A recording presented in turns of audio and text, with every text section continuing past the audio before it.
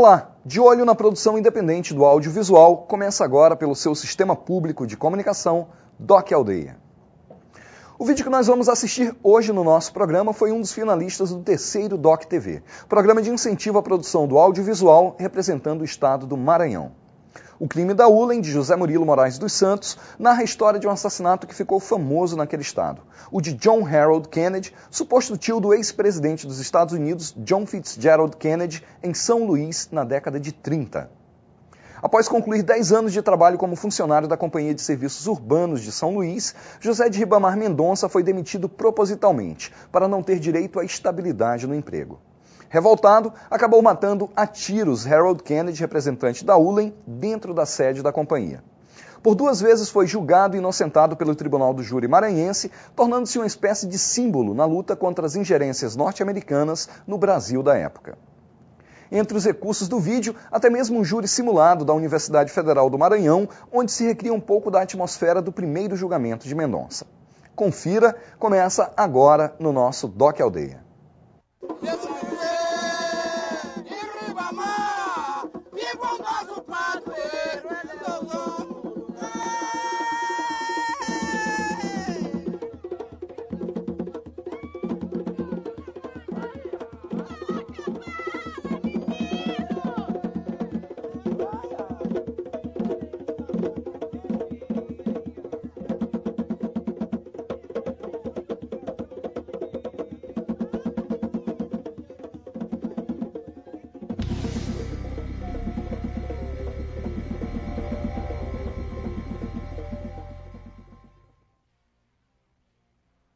Eu sou José de Ribamar Salim Rosa. O nome artístico, usado no rádio, durante o tempo que eu militei na radiofonia maranhense, José Salim. Entrei no rádio exatamente no ano em que o ex-presidente John Fitzgerald Kennedy foi assassinado, em Dallas, no Texas. E daí a minha participação neste documentário para contar, de forma radiofônica, a emoção e o impacto que a morte do governante criou, inclusive no Maranhão, onde um fato anterior, mas ligado à família dos Kennedy, e também de forma trágica, houvera ocorrido 30 anos antes. Começaríamos, pois, então, pelo prefixo da emissora de rádio local, que, naquela tarde, deu a notícia do atentado contra o presidente norte-americano, John Fitzgerald Kennedy.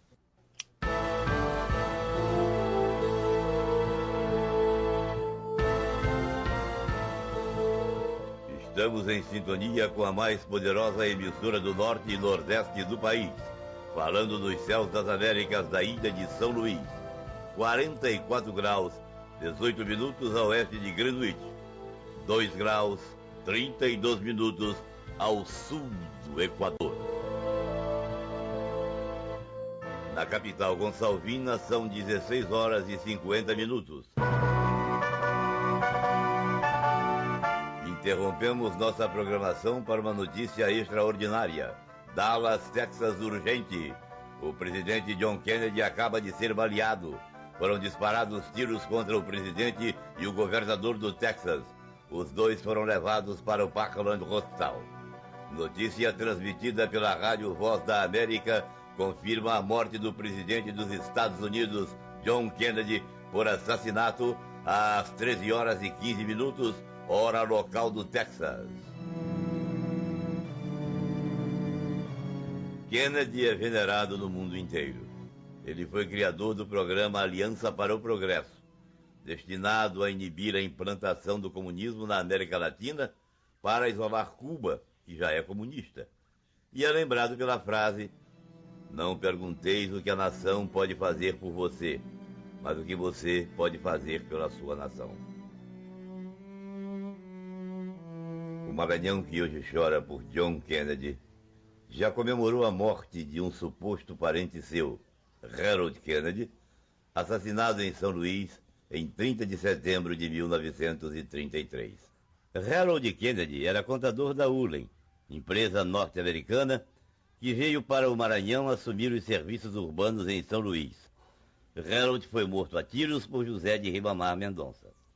Para fugir das obrigações trabalhistas da época, A Ulen demitiu o funcionário Ribamar Mendonça, ex-bilheteiro da estação de bondes, antes que ele atingisse 10 anos de serviço, o que lhe garantiria a estabilidade no emprego. Harold Kennedy, o encarregado das demissões, ainda negou-se a pagar a Ribamar os 3 últimos meses de trabalho. A Ulen instalou-se em São Luís em 1923 para administrar os serviços de água, luz, bonde e prensa de algodão.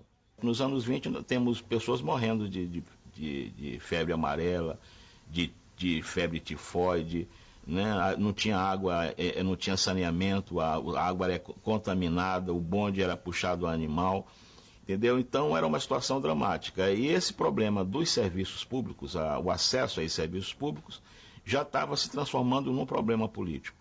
Mas nos anos 20, diante do movimento de combate às oligarquias, o tenentismo que estava começando a aflorar, tudo isso vai fazer com que essas elites tradicionais elas tenham que buscar enfrentar esse problema. E aí recorrem a essa empresa norte-americana.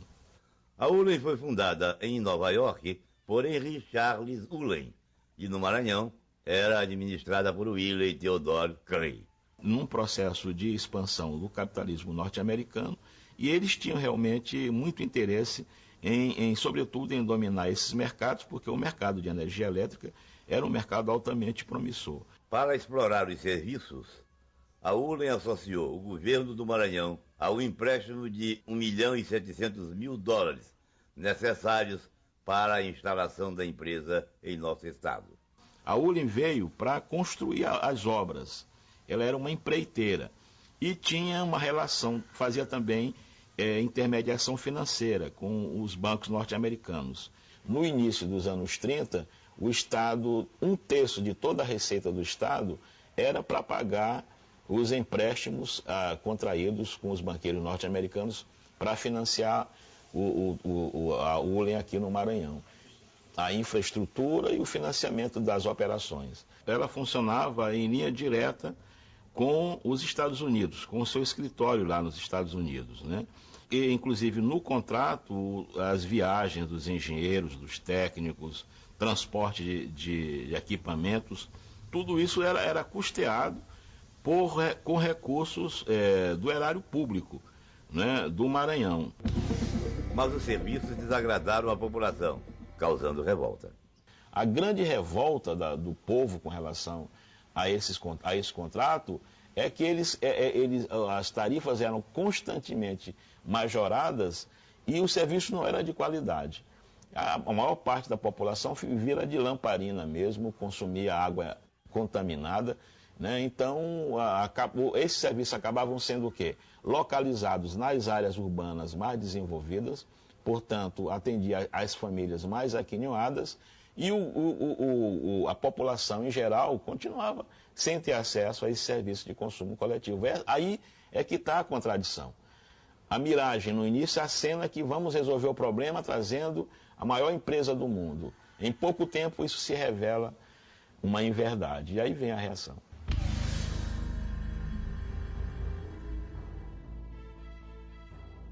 O Kennedy se recusou de pagar esses 3 meses e ele já estava ficando chateado com essa coisa. Está precisando de dinheiro, não ter para pagar, para gastar, nada. E ele foi e reclamou. Ele disse, olha rapaz, eu te pago quando eu quiser. E ele ficou bastante irritado com isso. Ele não usava arma, era uma pessoa bem-sucedida, era um gênio bom, uma pessoa amiga, gostava de ajudar os outros, José de Ribamar Mendonça. Então ele ficou chateado, pensou, disse, eu compro um revólver, ou tu me paga ou eu te mato.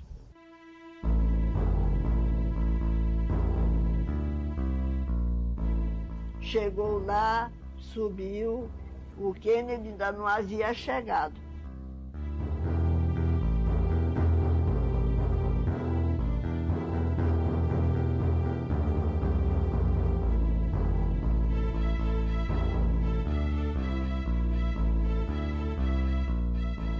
Depois muito o Kennedy subiu e não estava dando atenção para eles.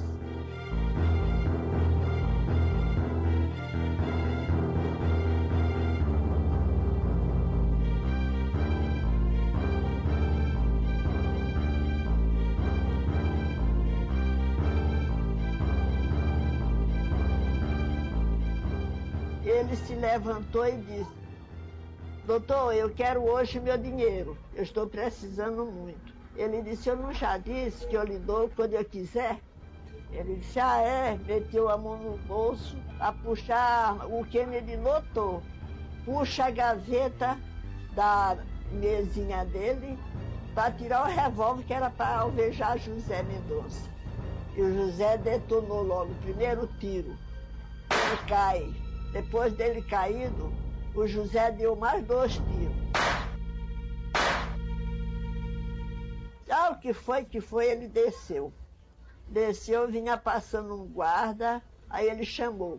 Disse: olha, me leve preso que eu acabei de assassinar o Kennedy. A população de São Luís, descontente com os serviços prestados pela ULEM e ofendida pelas discriminações sofridas por parte dos norte-americanos, apoia a atitude de Ribamar Mendonça, influenciando a sua absolvição nos 2 primeiros julgamentos. A manifestação popular envolveu a fé religiosa. Na cidade consagrada a São José de Ribamar, devotos fizeram preces e acenderam velas, em pagamento de promessa pela absolvição do homem que vingara a violação da soberania maranhense pelos norte-americanos. Grupos de tambor de crioula, manifestação folclórica maranhense, dançaram em frente à igreja também como forma de pagamento da promessa. Os tambores também rufaram em Cajapió, no interior do estado, terra natal de Ribamar Mendonça. Ele era noivo. O nome da noiva dele era Itá. Aí a noiva ficou muito nervosa e fez a promessa para São José de Ribamar. Se ele fosse absolvido, ela dormiria 1 mês no chão. Diferentemente de Lee Oswald, apontado como assassino do presidente Kennedy e morto logo em seguida, o matador do seu suposto tio, José de Ribamar Mendonça, foi transformado em herói e absolvido em 3 julgamentos. O advogado Valdemar Brito, defensor de Ribamar Mendonça, dividiu as glórias com ele. Carregado em triunfo nos braços do povo, depois de envolver o réu numa bandeira brasileira e desafiar os jurados a condená-lo.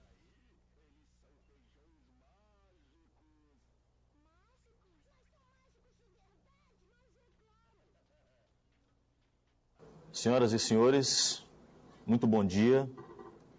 Nós vamos dar início agora a um júri simulado do rumoroso caso Ulen, que teve como acusado José de Ribamar Mendonça e vítima John Harold Kennedy.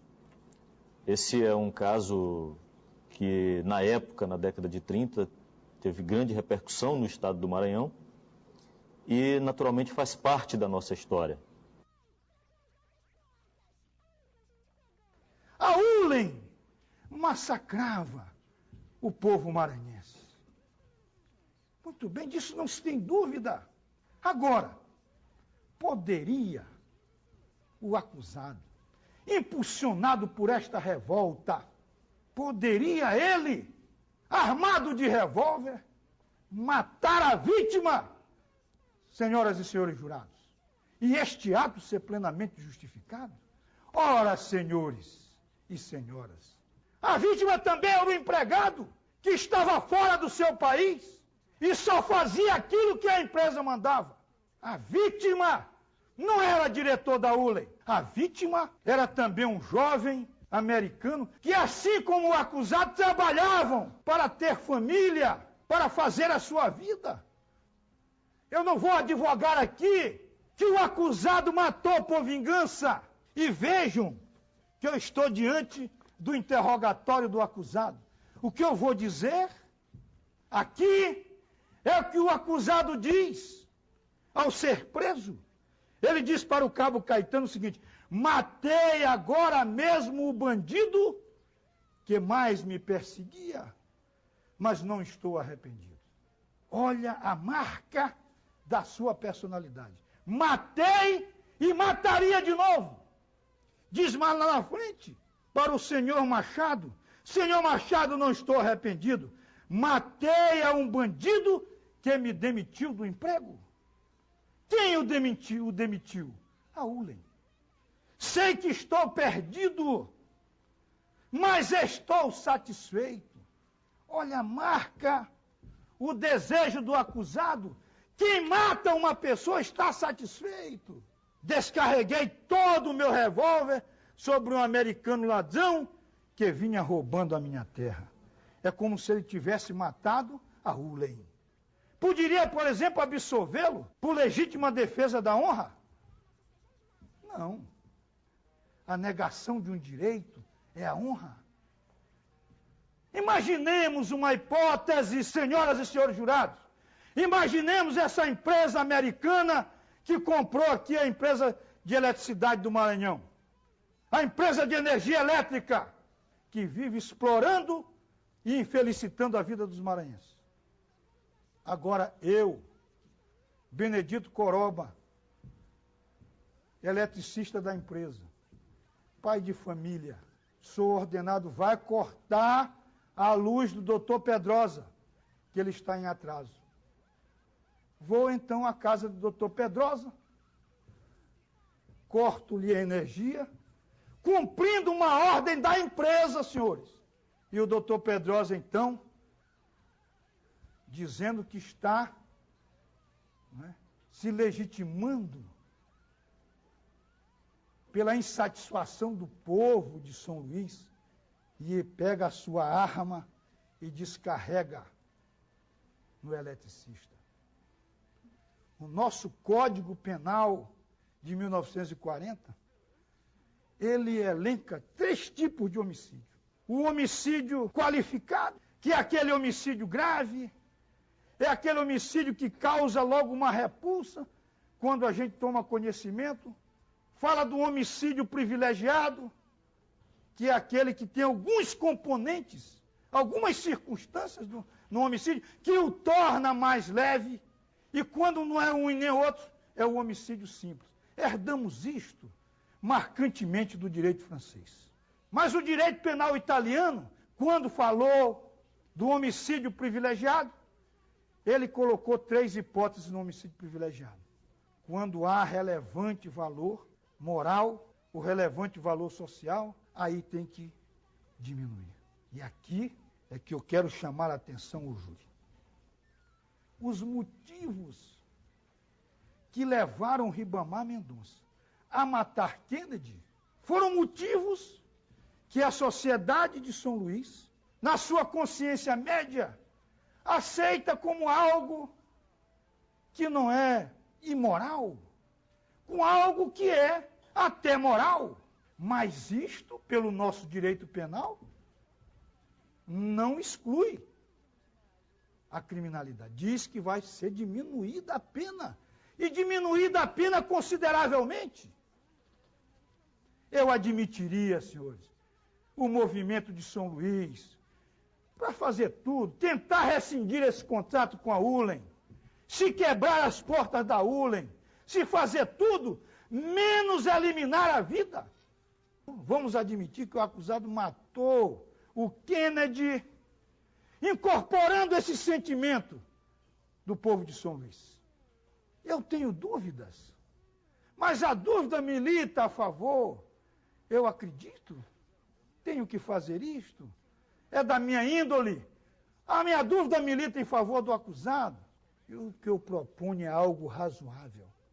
A sua condenação, porque ele destruiu a vida de um semelhante seu, e reconhecer o relevante valor que o motivou.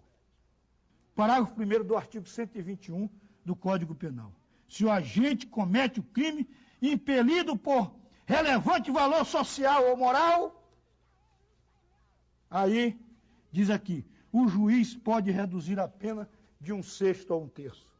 Ele é primário, vai ter uma pena bem pequena. Acho que esta é a melhor solução para este caso. Se o júri julgar diferente, eu estou autorizado a matar aquele que for cortar minha mão.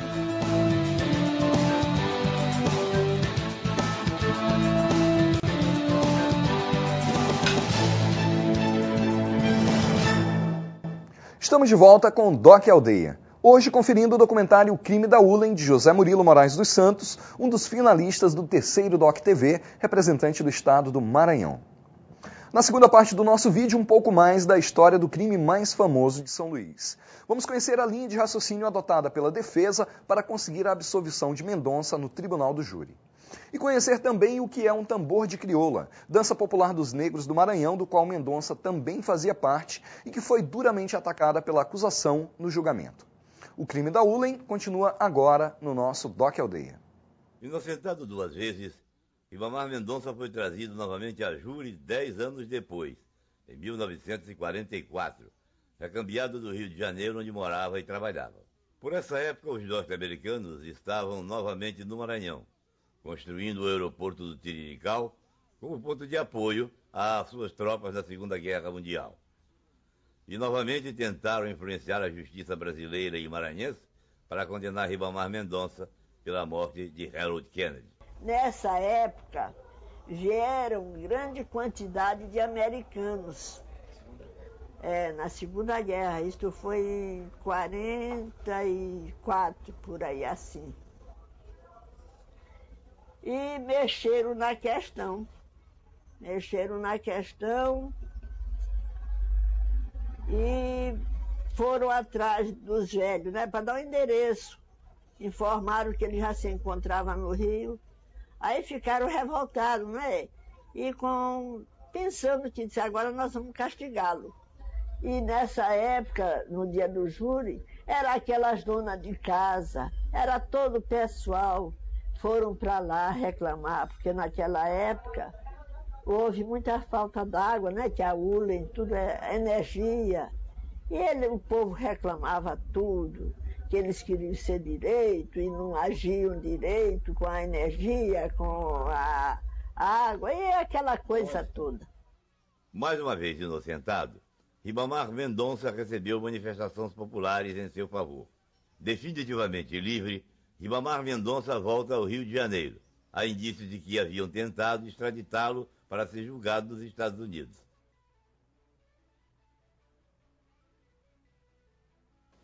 O Tribunal do Júri, pela 4ª vez, se reúne para julgar o crime da Ulen.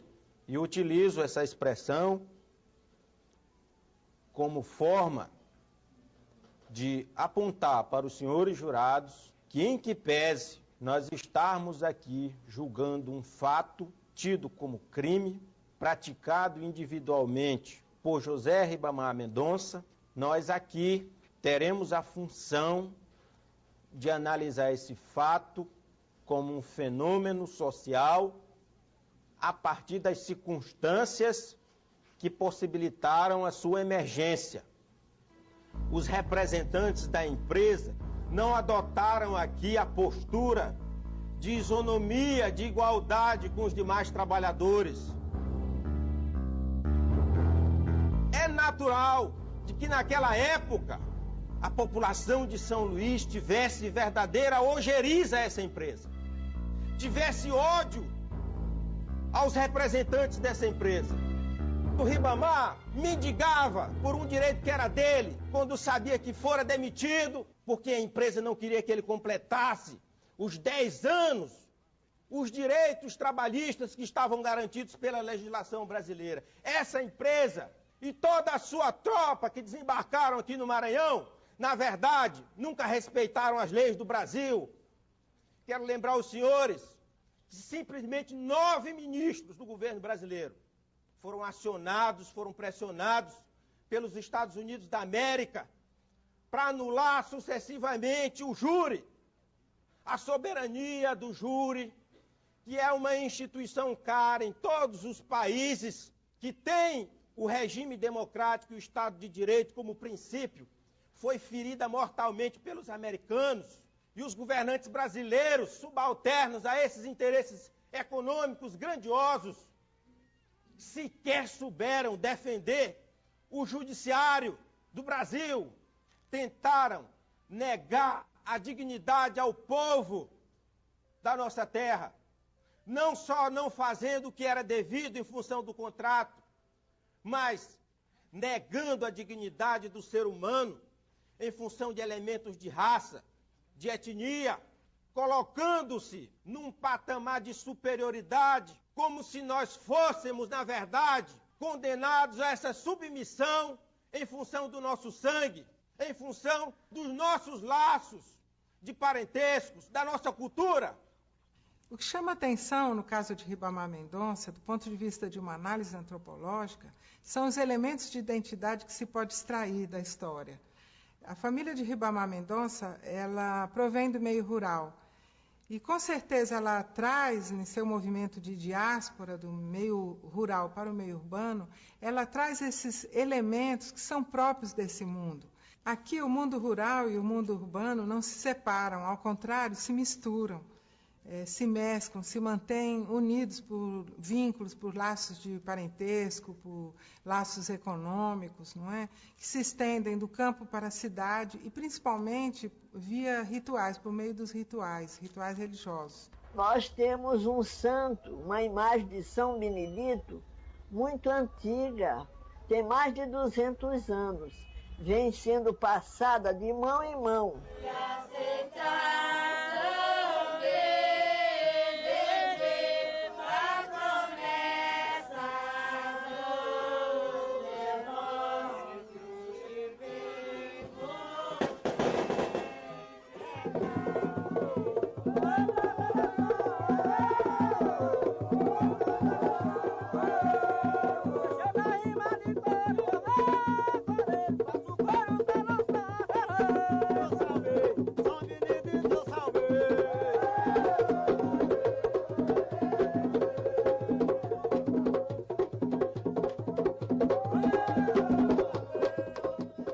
Outras situações aqui no Maranhão são justamente esses membros desses grupos dos que vivem na cidade, que são assalariados, como é o caso de Ribamar, e que, pelo fato de receberem um salário mensal, que se responsabilizam pela festa.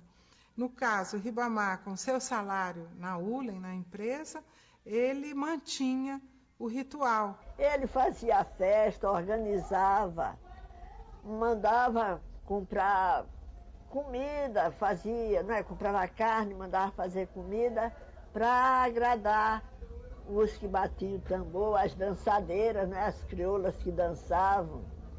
O Ribamar luta não em função dos seus direitos especialmente.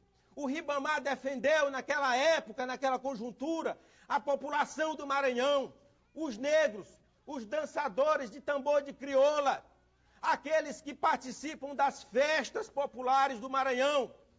Ele foi injustamente acusado, naquelas sucessivas reuniões do Tribunal do Júri, de ser um cachaceiro, porque participava das festividades do tambor de crioula. Sabemos que no tambor de crioula, aqui no Maranhão, assim como em outras danças populares, a ingestão de álcool é um costume tradicional. Ao fundamentarem a acusação, manipularam essa atividade de condutor de um ritual de família, de um ritual próprio das camadas populares, de uma dança de negros, como se fosse um desvio de conduta de Ribamar Mendonça. Manifestaram assim desconhecer o ethos próprio, não apenas desse mundo rural, mas das camadas populares de São Luís em geral. Interessante notar que, após o julgamento, a mãe de Ribamar manda tocar um tambor de crioula em Cajapió durante toda uma noite para São Benedito e também em São José de Ribamar. Note-se também que Ribamar carrega o nome do santo, esse santo tão significativo para a identidade maranhense.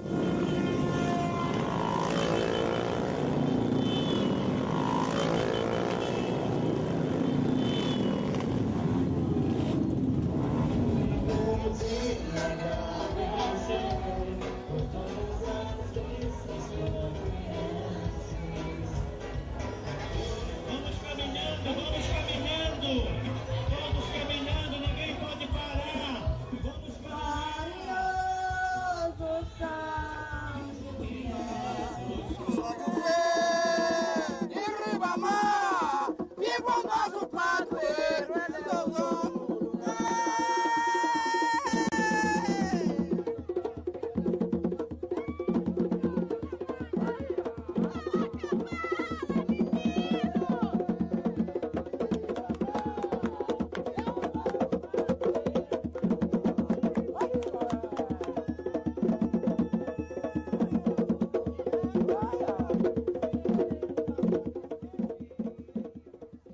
catolicismo popular tem essa particularidade.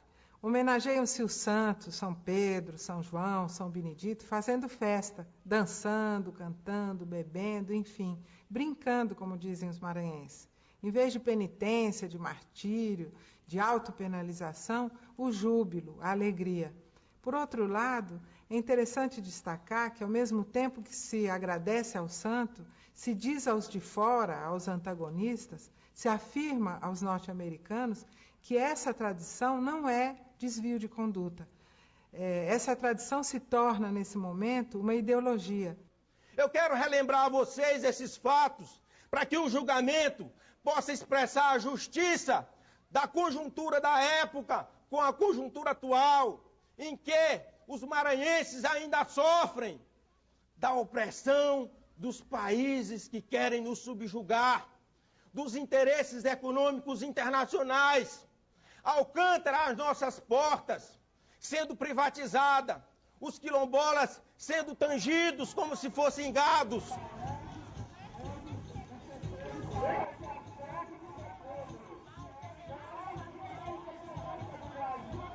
Eles não estão ligando na nossa vida, eles estão ligando somente a base espacial, só liga em foguetes, gastando dinheiro, mais dinheiro. E nós estamos sentindo nossa necessidade. E eu conclamo ao Conselho, aos jurados, para que se rebelem, neguem injustiça, façam desse tribunal um lugar possível fazer a justiça, não só ao meu cliente, mas ao povo do Maranhão. Obrigado.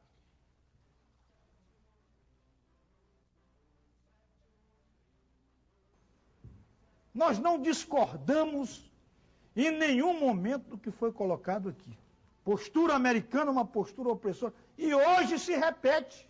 Acho até que hoje é muito mais grave, porque hoje não se respeita mais soberania. Nós estamos vendo o caso do Iraque, em que houve uma invasão a um país. Então, esta apreciação pela defesa, feita pela defesa, em nada nós discordamos. Que o que está em jogo aqui é o direito à vida, o direito natural, a vida que tinha o Kennedy, o direito positivado, como citei o artigo 5º da Constituição Federal, o artigo 121 do Código Penal, ou se nós fôssemos voltar no tempo, em Êxodo, lá no capítulo 20, um dos primeiros livros da Bíblia, está lá do Pentateuco, de Moisés, está escrito a frase lapidar, não matarás. Para se fazer um protesto contra a opressão americana, se pode matar? Esta pergunta ao júri. E não faço isto para aqui me apresentar como um acusador assaz ao acusado. Até compreendo que o acusado tenha atirado. Até acho que estou de acordo com a defesa em relação a isso. Só que absolvido seria o cúmulo. Na Itália, na escola positiva, criada por Enrico Ferri, ele fala dos motivos que pode levar uma pessoa a matar outra. É a chamada teoria dos motivos. Então, os motivos, ou eles minoram, ou eles agravam a conduta praticada. Nunca excluem. E digo que o júri julga melhor do que os juízes, porque julga às vezes diferente. Eu tenho certeza, se este caso fosse submetido a um juiz singular, ele poderia ser condenado por homicídio qualificado.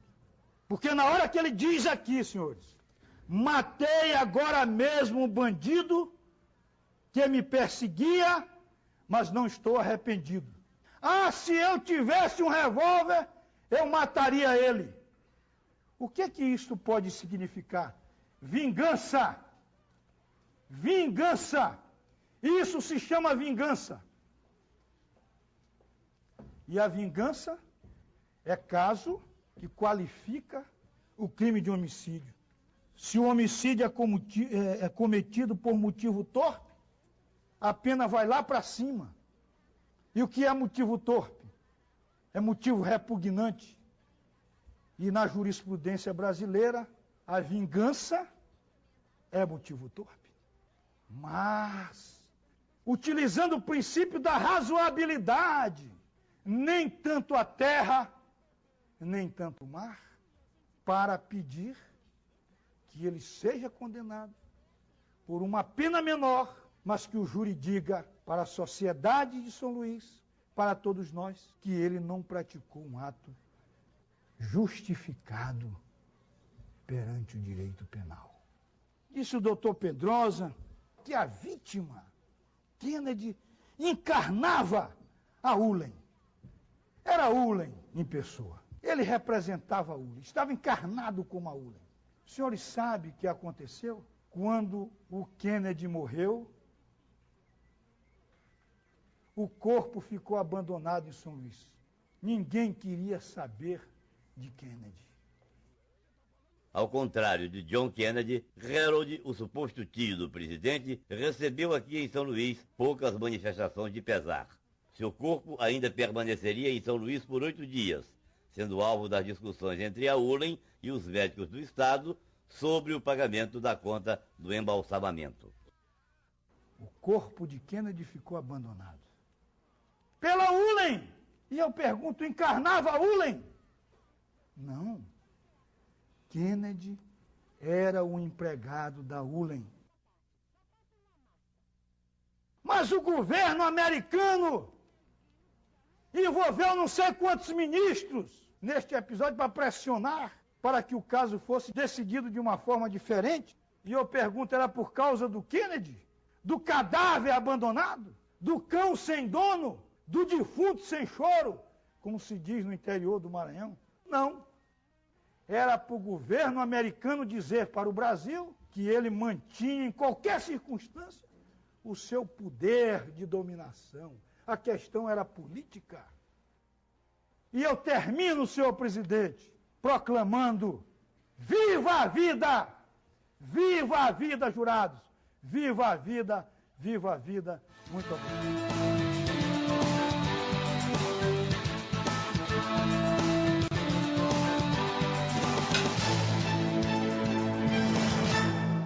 Doc Aldeia está de volta, como sempre de olho na produção audiovisual independente. Na terceira e última parte do vídeo de hoje, vamos conhecer o desfecho do julgamento de Mendonça e outras peculiaridades desse que talvez seja o crime mais famoso da história do Maranhão. Continue com a gente.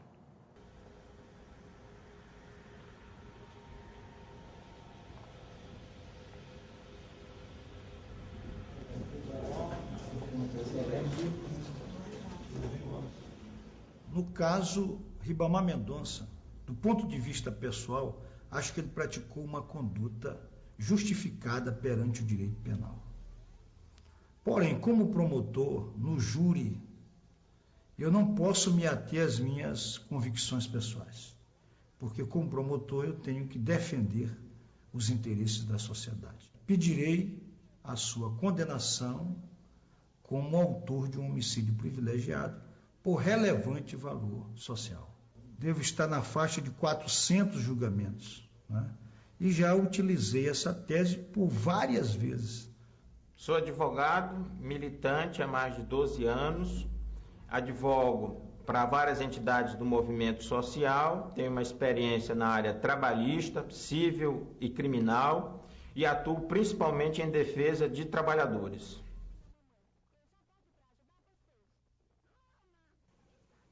Hoje, nós julgamos aqui também as circunstâncias do crime. A nossa lei, a lei da maioria dos países civilizados no mundo, comporta as exceções. Se mata, autorizado pelo sistema legal. Se mata quando se vai para a guerra. Se mata quando se está em estado de sítio. Se mata quando se está em legítima defesa. A lei autoriza. Portanto, o direito à vida não é um direito absoluto. Não há um impedimento absoluto para que alguém nos mate. O nosso comportamento delimita a extensão desse direito à vida. Se nós atacamos, se nós agredimos, nós podemos estar sujeitos à supressão do nosso direito à vida, em função de que a própria lei autoriza essas exceções. O que o Ribamar fez foi tentar se livrar de uma agressão. Essa agressão não foi uma agressão física, essa agressão foi uma agressão moral, essa agressão foi uma agressão que feriu a sua dignidade enquanto ser humano, trabalhador. A Ulen, através da vítima, do Kennedy, adotou uma estratégia de driblar a legislação. Quantas vezes Ribamar foi humilhado, foi ultrajado? Seus amigos presenciaram o seu desespero. Muitos deles alquebrados de doenças profissionais, acidentes, eram mal atendidos. Kennedy encarnava a Ulen como um soldado americano encarna os interesses dos Estados Unidos no Iraque. Um muçulmano atira num soldado americano, não é pensando que ele também é uma vítima, que ele é um negro, que ele é um latino que foi recrutado para ser carne, como se fosse no açougue da guerra. O muçulmano atira naquele soldado, porque sabe que ele é um instrumento daqueles interesses. Kennedy era instrumento.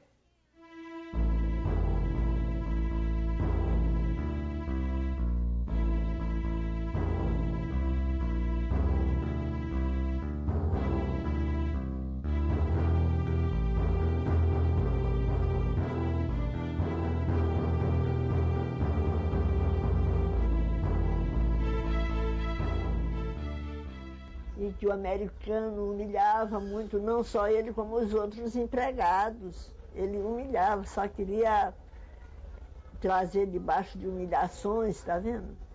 E ele não se sentia bem por sendo tratado daquela maneira. Que nós estamos, na verdade, debatendo circunstâncias que colocam o Ribamar na condição de vingador social.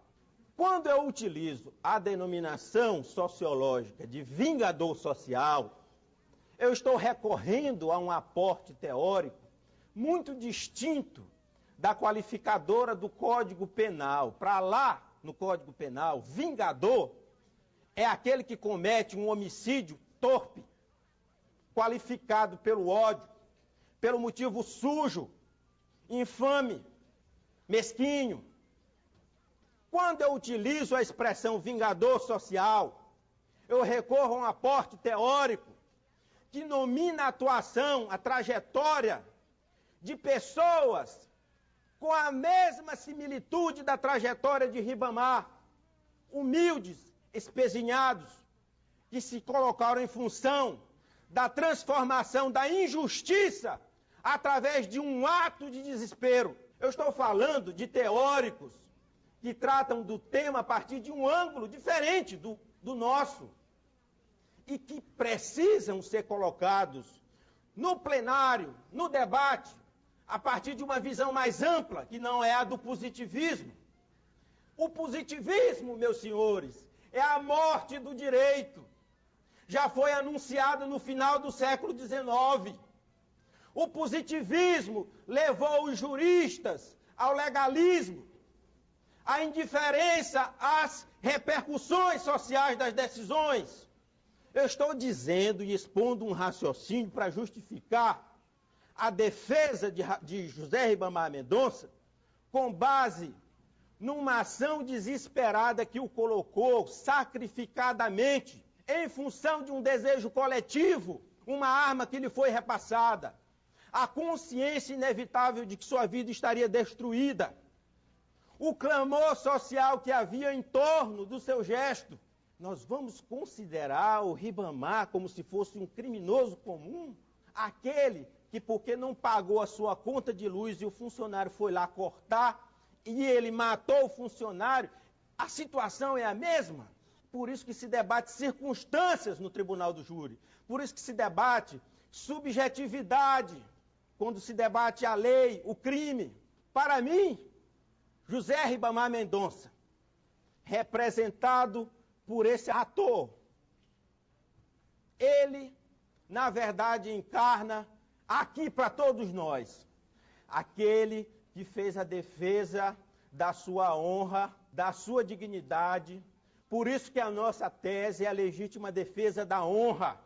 A honra que o Ribamar defende não é só a dele. A honra que ele defende é da nossa cultura, é da nossa etnia, é dos mais pobres, contra os interesses das multinacionais e dos países ricos. José Ribamar, ele está aqui no meio de nós para poder cumprir uma sina, a sina daquele que resistiu, enquanto muitos ficaram calados, temidos, escorraçados, injustiçados. José Ribamar Mendonça, esse brasileiro que está entre nós, que carregou consigo, solitário, a nossa bandeira, precisa dos outros brasileiros, de todos nós maranhenses, para devolver a justiça, a dignidade e expulsar do meio de nós a injustiça. Não há como fazer um pacto com a acusação, uma meia-verdade, uma meia-justiça. A justiça que a defesa reclama aqui é a justiça total, é a justiça inteira, é a absolvição. Mas aí todo mundo foi a favor dele, porque foi um defensor do isso, né? Dos funcionários da ULE, né? Que ele fez aquilo por todos eles. Foi mesmo ser Jesus que se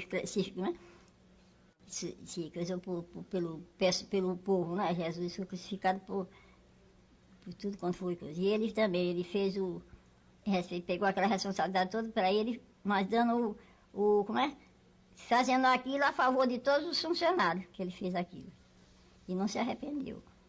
Em 21 de março de 1952, morre aos 43 anos, no Rio de Janeiro, José de Ribamar Mendonça, vítima de ataque cardíaco. Mas permaneceu indelével na memória dos maranhenses sua atitude contra a exploração norte-americana ao povo de São Luís.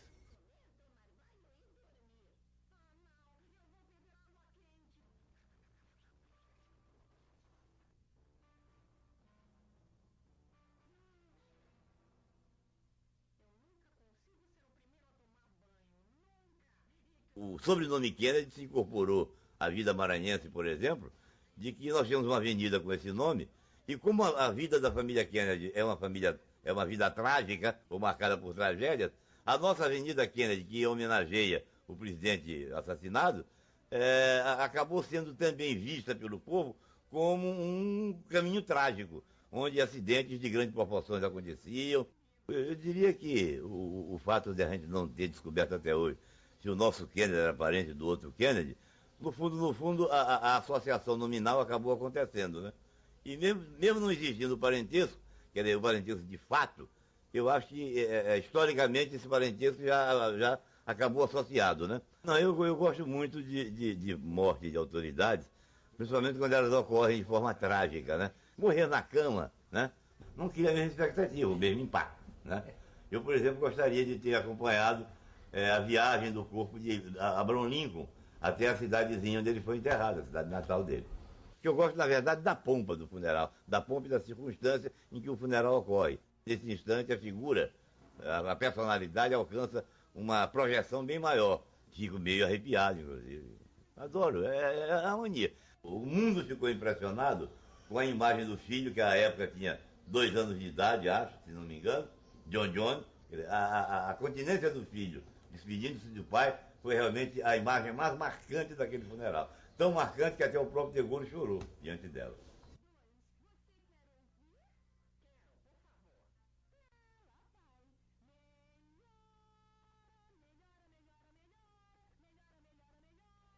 A primeira tragédia envolvendo a família Kennedy aconteceu no interior deste casarão em São Luís. Era 30 de setembro de 1933. O contador John Harold Kennedy foi assassinado aqui com 4 tiros. Este processo, guardado pela Justiça do Maranhão e só revelado agora, mostra que o tio do ex-presidente americano John Kennedy foi assassinado por um empregado da Ulen Company. Durante muito tempo, os Estados Unidos tentaram a extradição do assassino, que seria julgado com base nas leis americanas. Jamais conseguiram. Dona América, que casou com o irmão de Ribamar 13 anos após o crime, sabe de detalhes. O cunhado foi demitido por haver reclamado dos salários atrasados. Revoltado, tramou a morte do executivo da Ulen, Harold Kennedy, tio do presidente John Kennedy. Continua como herói, porque, não sei se é também por causa de pátria, né? Brasileiro contra americano, americano querendo maltratar brasileiro. O maranhense Ribamar Mendonça foi morar no Rio de Janeiro. Morreu sem jamais imaginar que faria parte da tragédia dos Kennedy. E nosso programa de hoje chegou ao final. Se você gostou do documentário, acompanhe nossas reprises, quinta após o Jornal do Meio-Dia e domingo após o Almanac Aquiri. E por falar em Doc TV, não deixe de assistir a nova safra de documentários do Doc TV 4. O filme desta semana é O Rei do Carimã, da consagrada diretora Tatá Amaral. Após a revelação de um passado desconhecido de seu pai, a cineasta inicia uma investigação e acaba descobrindo um segredo de família. O Doc TV vai ao ar toda sexta-feira, às 9h30 da noite. Não perca! E esse foi o Doc Aldeia de hoje. Obrigado pela sua audiência, um grande abraço e até o nosso próximo encontro.